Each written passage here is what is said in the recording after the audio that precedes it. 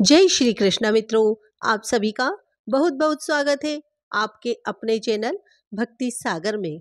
हम पहले श्रावण महात्म्य प्रथम अध्याय और दूसरे अध्याय का श्रवण कर चुके हैं। आज हम श्रावण महात्म्य तीसरे अध्याय का श्रवण करेंगे। श्रावण माह में की जाने वाली भगवान शिव की लक्ष्य पूजा का वर्णन। सनत कुमार बोले, हे भगवान, आपने श्रावण मासों का संक्षिप्त वर्णन किया है। हे स्वामीन, इससे हमारी तृप्ति नहीं हो रही है, अतः आप कृपा करके विस्तार से वर्णन करें, जिसे सुनकर हे सुरेश्वर मैं कृतकृत्य हो जाऊं। भगवान शिव बोले, हे योगीश, जो बुद्धिमान नक्त व्रत के द्वारा श्रावण मास को व्यतीत करता है, वह 12 महीने में नक्त व्रत करने के फल का भागी होता है। नक्त व्रत में दिन की समाप्ति के पूर्व सन्यासियों के लिए एवं रात्रि में गृहस्थों के लिए भोजन का विधान है। उसमें सूर्यास्त के बाद की 3 घड़ियों को छोड़कर नक्त भोजन का समय होता है। सूर्य के अस्त होने के पश्चात 3 घड़ी संध्या काल होता है। संध्या बेला में आहार, मैथुन, निद्रा और चौथा स्वाध्याय, इन 4 कर्मों का त्याग कर देना चाहिए। गृहस्थ और यति के भेद से उनकी व्यवस्था के विषय में मुझसे सुनिए। सूर्य के मंद पड़ जाने पर जब अपनी छाया अपने शरीर से दोगुनी हो जाए, उस समय के भोजन को यति के लिए नक्त भोजन कहा गया है। रात्रि भोजन उनके लिए नक्त भोजन नहीं होता है। तारों के दृष्टिगत होने पर विद्वानों ने गृहस्थ के लिए नक्त कहा है। यति के लिए दिन के 8वें भाग के शेष रहने पर भोजन का विधान है।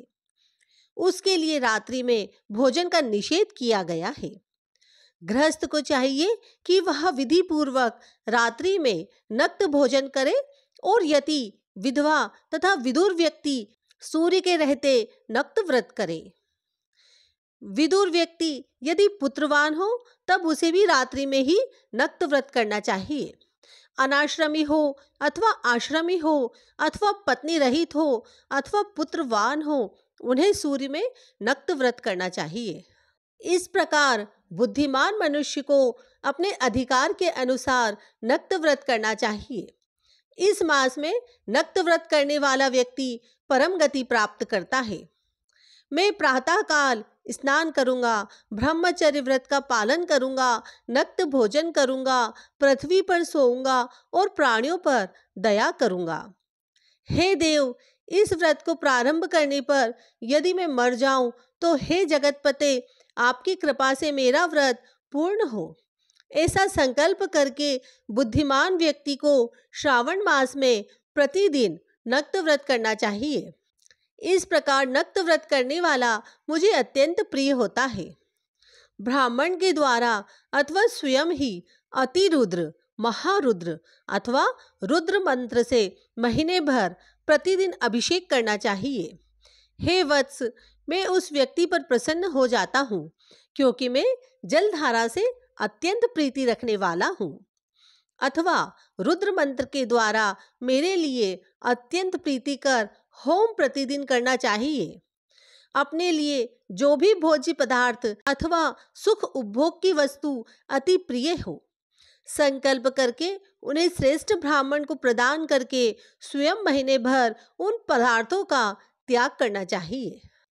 हे मुने, अब इसके बाद उत्तम लक्ष्य पूजा विधि को सुनिए।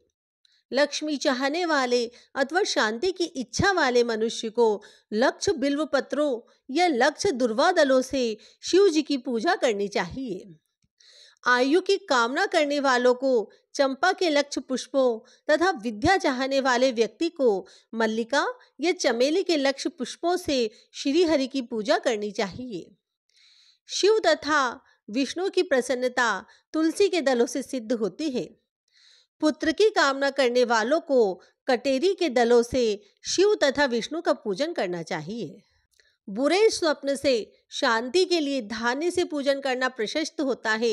देव के समक्ष निर्मित किए गए रंगवल्ली आदि से विभिन्न रंगों से रचित पद्म, स्वास्तिक और चक्र आदि से प्रभु की पूजा करनी चाहिए।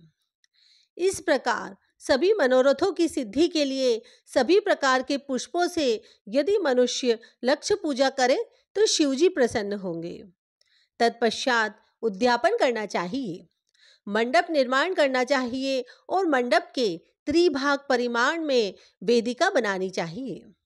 तदंतर पुण्यः वाचन करके आचार्य का वरण करना चाहिए और उस मंडप में प्रविष्ट होकर गीत तथा वाद के शब्दों और तीव्र वेद ध्वनि से रात्रि में जागरण करना चाहिए। वेदिका के ऊपर उत्तम लिंग तो भद्र बनाना चाहिए और उसके बीच में चावलों से सुंदर कैलाश का निर्माण करना चाहिए। उसके ऊपर तांबे का अत्यंत चमकीला तथा पंच पल्लव युक्त कलश स्थापित करना चाहिए। उसे रेशमी वस्त्र से वेष्टित करना चाहिए। उसके ऊपर पार्वती पति शिव की स्वर्णमय प्रतिमा स्थापित करनी चाहिए। तत्पश्चात पंचामृत पूर्वक धूप दीप तथा नैवेद्य से उस प्रतिमा की पूजा करनी चाहिए और गीत वाद नृत्य तथा वेद शास्त्र तथा पुराण के पाठ के द्वारा रात्रि में जागरण करना चाहिए। इसके बाद प्रातः काल भली भांति स्नान करके पवित्र हो जाना चाहिए और अपनी शाखा में निर्दिष्ट विधान के अनुसार वेदिका निर्माण करना चाहिए। तत्पश्चात मूल मंत्र से या गायत्री मंत्र से या शिव के सहस्त्र नामों के द्वारा तिल तथा घृत मिश्रित खीर से होम करना चाहिए अथवा जिस मंत्र से पूजा की गई है उसी से होम करके पूर्णाहुति डालनी चाहिए। इसके बाद वस्त्र अलंकार तथा भूषणों से भली भांति आचार्य का पूजन करना चाहिए। तत्पश्चात अन्य ब्राह्मणों का पूजन करना चाहिए और उन्हें दक्षिणा देनी चाहिए। जिस जिस वस्तु से उमापति शिव की लक्ष्य पूजा की हो उसका दान करना चाहिए। स्वर्णमय मूर्ति बनाकर शिव की पूजा करनी चाहिए। यदि दीप कर्म किया हो तो उस दीपक का दान करना चाहिए। चांदी का दीपक और स्वर्ण की वर्तिका अर्थात बत्ती बनाकर उसे गोघृत से भरकर सभी कामनाओं अर्थ की सिद्धि के लिए उसका दान करना चाहिए। इसके बाद प्रभु से क्षमा प्रार्थना करनी चाहिए और अंत में 100 ब्राह्मणों को भोजन कराना चाहिए। हे मुने, जो व्यक्ति इस प्रकार पूजा करता है मैं उस पर प्रसन्न होता हूँ। उसमें भी जो श्रावण मास में पूजा करता है उसका अनंत फल प्राप्त होता है। यदि अपने लिए अत्यंत प्रिय कोई वस्तु मुझे अर्पण करने के विचार से इस मास में कोई त्यागता है तो अब उसका फल सुनिए। इस लोक में तथा परलोक में उसकी प्राप्ति लाख गुना अधिक होती है। सकाम करने से अभिलषित सिद्धि होती है और निष्काम करने से परम गति मिलती है। इस मास में रुद्राभिषेक करने वाला मनुष्य उसके पाठ की अक्षर संख्या से एक एक अक्षर के लिए करोड़ करोड़ वर्षों तक रुद्रलोक में प्रतिष्ठा प्राप्त करता है। पंचामृत का अभिषेक करने से मनुष्य अमरत्व प्राप्त करता है। इस मास में जो मनुष्य भूमि पर शयन करता है उसका फल भी मुझसे सुनिए। हे द्विश्रेष्ठ, वह मनुष्य 9 प्रकार के रत्नों से जड़ी हुई सुंदर वस्त्र से आच्छादित, बिछे हुए कोमल गद्दों से सुशोभित, देश तकियों से युक्त, रम्य स्त्रियों से विभूषित, रत्न निर्मित दीपों से मंडित तथा अत्यंत मृदु और गरुड़ाकार प्रवाल मणि निर्मित अथवा हाथी दांत की बनी हुई अथवा चंदन की बनी हुई उत्तम तथा शुभ शैया प्राप्त करता है। इस मास में ब्रह्मचर्य का पालन करने से वीर की दृढ़ पुष्टि होती है। ओज, बल, शरीर की दृढ़ता और जो भी धर्म के विषय में उपकारक होते हैं वह सब उसे प्राप्त हो जाता है। निष्काम ब्रह्मचार्य व्रति को साक्षात ब्रह्म प्राप्ति होती है और सकाम को स्वर्ग तथा सुंदर देवांगनाओं की प्राप्ति होती है। इस मास में दिन रात अथवा केवल दिन में अथवा भोजन के समय मौन व्रत धारण करने वाला भी महान वक्ता हो जाता है। व्रत के अंत में घंटा और पुस्तक का दान करना चाहिए। मौन व्रत के महात्म्य से मनुष्य सभी शास्त्रों में कुशल तथा वेद वेदांग में पारंगत हो जाता है तथा बुद्धि में बृहस्पति के समान हो जाता है।